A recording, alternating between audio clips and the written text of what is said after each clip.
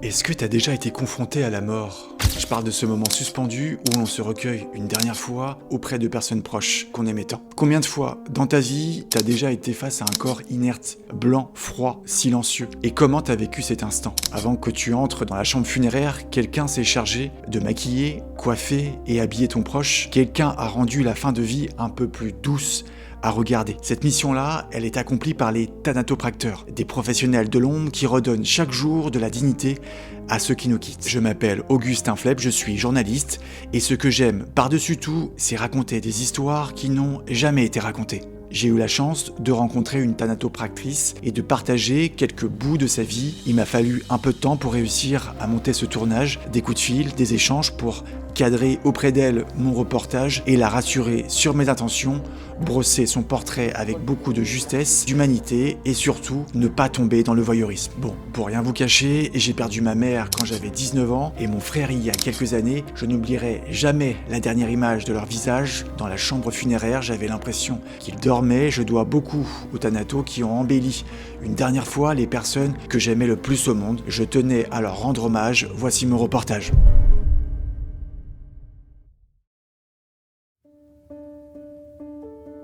Il faut être en forme physiquement et puis mentalement. T'oses pas t'approcher, t'as peur un peu? Ouais, bon, le reste tout est. Parce que c'est pas toujours simple. Il faut savoir maîtriser ses émotions et puis avoir beaucoup d'organisation aussi dans son travail. Pourquoi t'as voulu faire ce métier, Roselyne? À ce moment-là du reportage, je venais d'assister à une toilette d'un mort. C'est la première question qui m'est venue à l'esprit. Pourquoi a-t-elle voulu embrasser cette profession incroyablement éprouvante? On y reviendra un peu plus tard, je voulais vraiment y aller en douceur. Avant de poursuivre, je vous invite à vous abonner à ma chaîne. Ça paraît anodin, mais ça m'aidera beaucoup à produire d'autres histoires fortes et touchantes.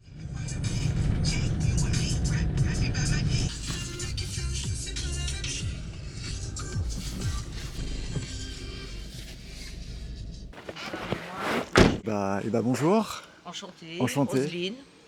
Vous allez bien? Très bien, je vous attendais. Super. Voilà. Merci de m'accueillir. Bon, pour l'instant c'est cool, il n'y a pas de boulot. Ouais.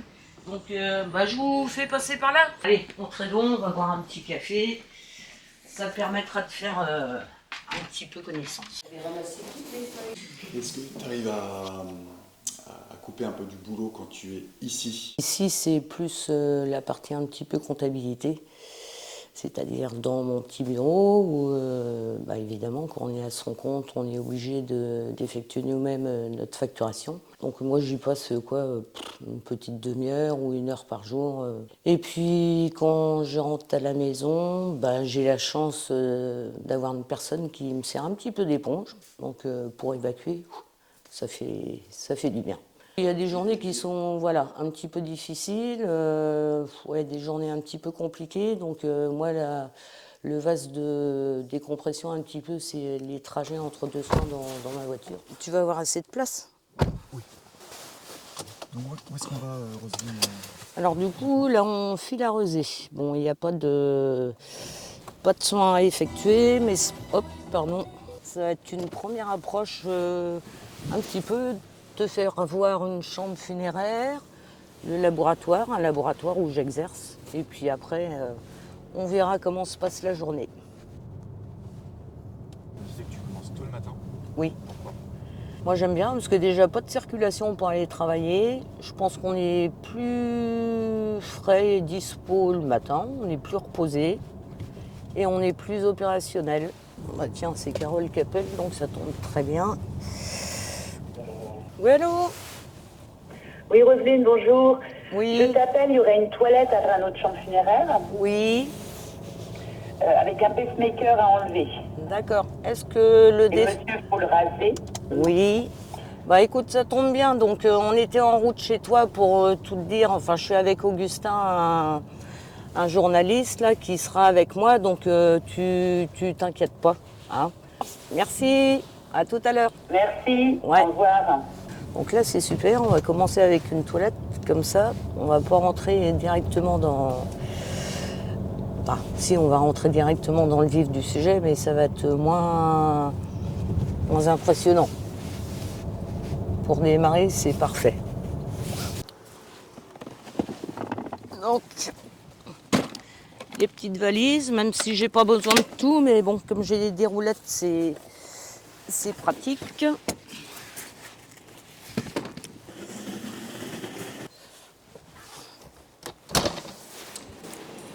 Donc ça, c'est la partie technique. Tu peux rentrer, hein, n'aie pas peur.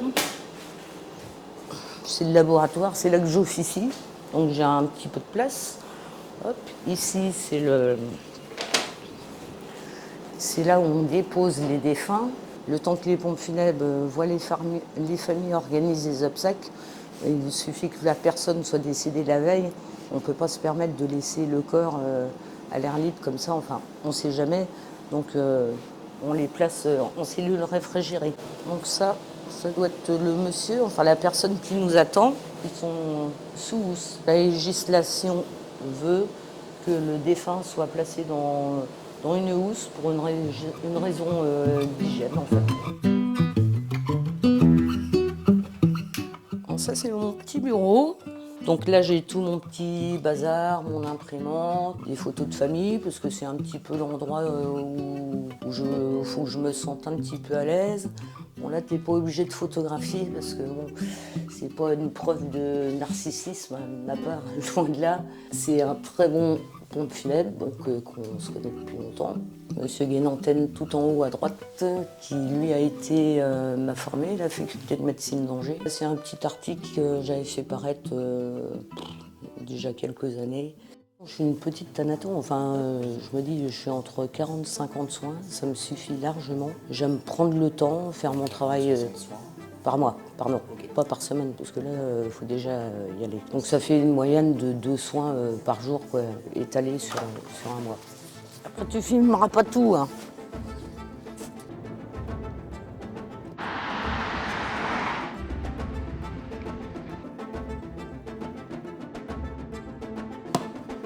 Le corps que Roselyne s'apprête à toiletter, c'est un homme de 105 ans, décédé quelques heures plus tôt. Bon, tu me diras quand t'es prêt. Je préfère vous prévenir, vous ne verrez rien du corps par respect pour lui et pour sa famille. On peut voir à la télé. Alors, désolé pour le bruit. Voilà, bah, écoute, on ouvre la housse, forcément. Alors là, c'est un monsieur qui n'est pas en très très bon état, malheureusement, et qui aurait mérité un soin, mais bon, après, ça c'est le choix de la famille, donc on ne peut pas forcer les gens à effectuer des soins de conservation. Ça peut être contre leur éthique, ou tout simplement peut-être un manque de moyens aussi. T'oses pas t'approcher? T'as peur un peu? Un petit peu, oui. Ouais, bon, le reste, tout est. Roselyne a bien senti que j'étais pas très à l'aise. Je faisais vraiment pas le malin. J'ai eu beaucoup de mal à regarder le corps. Donc là, on casse la rigidité cadavérique parce que quand une personne décède, donc tous les muscles se contractent. La rigidité cadavérique, elle intervient souvent au bout de 4-5 heures après le décès. Nous, si on veut effectuer des soins de conservation ou faire une toilette ou simplement habiller le défunt, on est obligé de casser la rigidité cadavérique. Donc on exerce des pressions au niveau des doigts et du poignet, au niveau du coude, au niveau de l'épaule, enfin pour détendre un petit peu le corps. Donc on va retirer le pyjama du monsieur. Les causes de décès, des fois on le sait, ça dépend, comme on dit, enfin, moi je me dis souvent les corps ils nous parlent. On suppose, enfin on n'est pas médecin non plus, on pense que une personne est décédée à cause de ci, à cause de ça. Donc le but de la toilette, ça va être forcément redonner une image sereine aux défunts. Donc on a besoin d'une mèche de coton qu'on met de côté. On a besoin d'un crochet, d'une pince à dissection. Avant d'aller plus loin, on va s'attarder sur le parcours de Roselyne. Après son bac, elle a d'abord été ambulancière. Pendant 18 ans, elle a transporté des blessés, des malades et parfois quelques corps sans vie. Mais à l'approche de la quarantaine, ce boulot commence à l'user psychologiquement. À quel moment tu t'es dit, j'ai vraiment envie de faire ce métier? Ça a été les années d'accompagnement des malades. En fait, je servais d'éponge tout le temps. Parce que nous, effectivement, les ambulanciers à l'époque, on est là pour réconforter les malades. Et à force de de recevoir toute la souffrance des gens, ça m'a, c'est bête à dire, ça m'a un petit peu fatiguée. Et du coup, je me suis dit, la Thanato, j'ai pas la pression des familles. On travaille tout seul. Bien sûr qu'on a de l'empathie hein, par rapport à nos défunts, on ne peut pas rester insensible. Et moi, ça me convient tout à fait. C'est-à-dire que j'ai pas besoin de parler, j'ai pas besoin de réconforter. Je les réconforte indirectement, forcément, puisque j'essaye de les embellir, mais ça me va bien. Je me sens plus à l'aise dans ce métier-là. Lors des premières années de sa reconversion, Roselyne travaillait avec de grands groupes de pompes funèbres, avec une cadence de travail infernale et une rémunération qui n'était pas toujours à la hauteur. Elle n'était pas heureuse dans son travail. Elle a donc fait le choix de s'associer à des petites entreprises familiales. On va d'ailleurs rencontrer la gérante de l'une d'entre elles. J'étais très curieux de connaître le regard que portent ses collègues sur Roselyne. Ça va? Bien mangé? Ouais, toi aussi. Oui, très bien. Ouais. T'as pas coupé l'appétit? Non? Bonjour. Alors vous inquiétez pas, hein, on n'avait pas passé à la télé. Je vous présente Augustin, il est journaliste indépendant, il fait un petit reportage sur mon boulot. Romain, Brian, donc ce sont eux qui s'occupent d'amener les corps. D'accord. Vous avez amené le corps du monsieur hier, sans doute, je suppose. Si tu devais la décrire, Roselyne, à des gens qui la connaissent pas, tu dirais quoi sur elle? Je dirais qu'elle fait du très bon boulot dans ce qu'elle fait et ça se voit que ça lui tient à cœur. Et c'est le personnel qu'on voit pas souvent, que les familles voient pas souvent. Quand les familles nous disent que maman ou papa il est beau, ça fait longtemps qu'on l'a pas vu comme ça, on essaie de le dire au Thanato et du coup à Roselyne, parce que c'est vrai que c'est le personnel du métier qui voit pas forcément les familles, mais c'est tout aussi important que ce que nous on fait. Je te remercie. Et Merci. on vous laisse bosser. Merci. Tu passeras pas la télé, rassure-toi. Sur YouTube. C'est sur YouTube, donc tu pourras te voir. On fera Merci. pas forcément le buzz, mais c'est pas le but du jeu. Oui, oui. Faut dire à Madon que...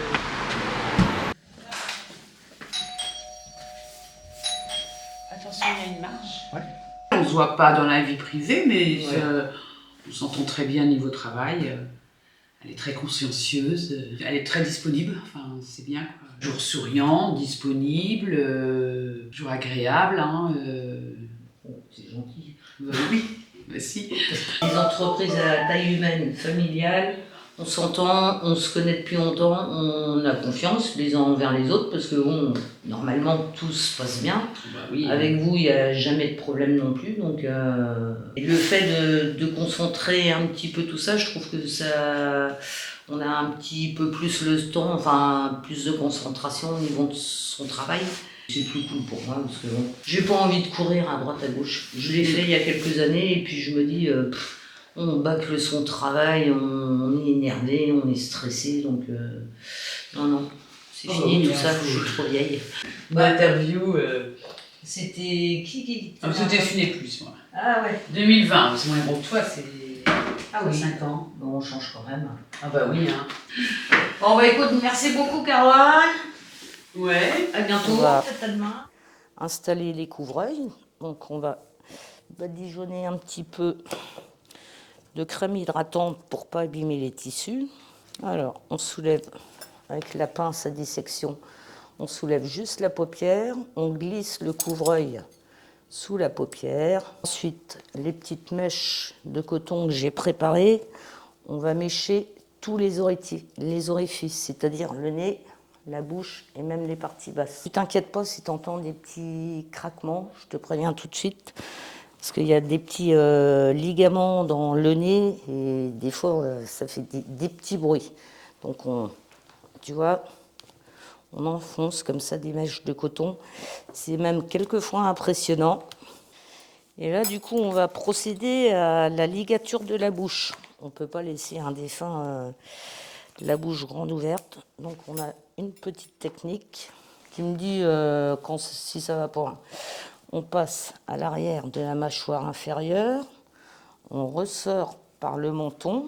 On va dire que 70%, 80% des desserts présentent, sont liés à la vieillesse. Les 30 ou 40% restants, malheureusement, dû à des maladies, cancer ou autres maladies. Un petit pourcentage concernant les accidentés de la route. Et quant aux bébés, ça nous arrive de temps en temps, enfin bébés ou jeunes enfants. Là, sur les enfants, j'interviens pas. J'interviens pas en dessous de 13-14 ans. Et encore, c'est compliqué pour moi. J'attends que, en fait, maintenant les ados, à 13-14 ans, ce sont des préadultes, donc ils sont déjà formés. Ça me pose moins de problèmes physiquement et psychologiquement d'avoir un corps presque de taille normale, en fait. C'est bête, hein, ce que je dis. Que d'avoir un petit poupon ou... Puis bon, on a un cœur, on ne peut pas rester insensible par rapport à ce genre de choses. On va procéder au retrait du pacemaker. Donc là, j'ai besoin d'un scalpel. Des fois, ils sont un petit peu compliqués à ressortir. Hop, on ressort tout ça. On tire un peu. On coupe les fils. Ils sont coriaces, ceux-là. Hop, pardon monsieur. Bon, je me mets de ce côté-là, ce sera plus facile pour toi. Donc on va faire une suture en épi. Là tu vois le monsieur, on sait qu'il a pris... il est tombé sur la tête. Et ça s'est fixé, ça c'était antémortem avant la mort. Et du coup ça a formé un gros bleu, un gros ecchymose, et que là on peut pas retirer, même si on avait fait des soins, tout ce qui est antémortem, c'est indélébile, on va dire ça. Je suis assez cash, donc moi je facture les soins à mes pompes funèbres 260 € TTC. Moi je fais entre 40 et 50 soins en moyenne par mois, donc ça fait aux alentours de 11 000, entre 11 et 12 000 € de chiffre d'affaires. À cela, il faut enlever l'URSSAF. Et nous, pour les indépendants, c'est une charge franchement très très conséquente. Il faut acheter tout le matériel, en moyenne 1 500 € par mois. Donc on arrive à 4 500 €. Il faut payer l'assurance de la voiture. Qu'est-ce qu'on a à payer? La TVA. Voilà, donc on est taxé à hauteur de 45-50%. Là, il y a un pantalon, un t-shirt, enfin un sous-vêtement. Alors ça, c'est le genre de truc qui nous agace un peu les Thanatos l'hiver, c'est que les bas de contention sont tous de sortie, que ça sert à rien, mais bon. Et c'est très compliqué à enfiler. Et c'est drôle parce que bon, l'été, les défunts sont habillés plus légèrement et l'hiver, je sais pas, ils sont couverts plus, ils ont des pulls, des... Enfin, c'est marrant. Parce que là, on a de la chance, c'est un petit monsieur, il est pas gros. Mais malheureusement, on a de plus en plus de gens corpulents. Et ouais, le plus dur au final, maintenant, pour moi, en vieillissant, ça va être l'habillage des corps, parce que bon, j'ai plus le jus comme avant. Je deviens vieille, donc maintenant j'ai 58 ans, donc j'avais beaucoup plus de punch il y a 20 ans quand je me suis installée. L'âge avançant, on est un petit peu plus, peut-être un petit peu plus lent, je ne sais pas, du moins on fatigue un peu plus. Mais j'ai encore quelques années d'activité devant moi.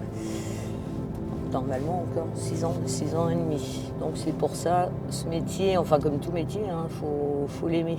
Tu penses déjà à la retraite ou ça te paraît loin? Ouais, j'y pense, ça dépend des jours. Quand je suis fatiguée, j'y pense. Et puis quand je suis en forme, je me dis, bah non, c'est cool. Et puis je me dis, la retraite, ouais, j'ai envie d'y être. Et puis d'un autre côté, je pense que mon métier va quand même me manquer parce que c'est prenant, physiquement et psychologiquement. Et bah, je sais pas, peut-être que, on sait jamais, peut-être que je continuerai un petit peu plus longtemps.